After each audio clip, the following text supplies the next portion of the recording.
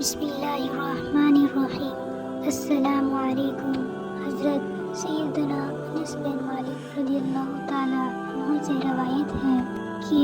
نور کے پیکر تمام نبیوں کے سرور دو جہاں کے تجاور سلطان بہروبر صلی اللہ تعالیٰ علیہ وسلم نے ارشاد فرمایا، جنت میں ایک نہر ہے جسے رجب کہا جاتا ہے، جو دودھ سے زیادہ سفید اور شہد سے زیادہ میٹھی ہے، تو جو کوئی رجب کا ایک روزہ رکھے تو اللہ عز و جل اسے اس نہر سے سیراب کرے گا۔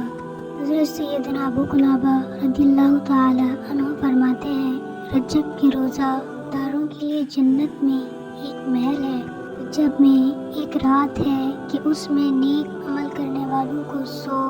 برس کی نیکیوں کا ثواب ہے،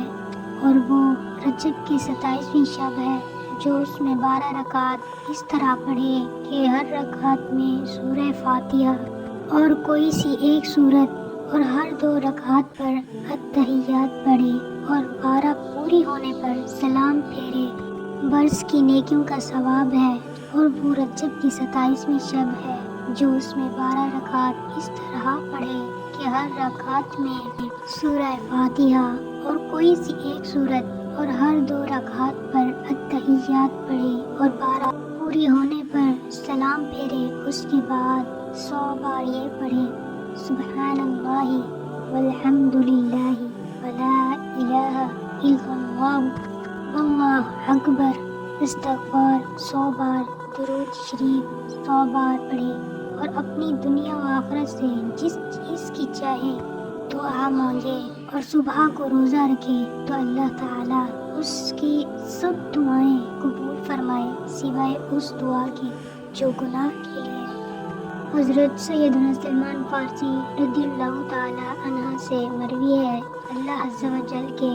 محبوب دانائے غیوب منزہ عن العیوب صلی اللہ علیہ وآلہ وسلم کا فرمان ذیشان ہے، رجب میں ایک دن اور رات ہے، جو اس دن روزہ رکھے اور رات کو قیام عبادت کرے تو گویا اس نے 100 سال کے روزے رکھے۔ اور یہ رجب کی 27 تاریخ ہے۔ اسی دن محمد صلی اللہ علیہ وآلہ وسلم کو اللہ عز و جل نے مبعوث فرمایا تھا۔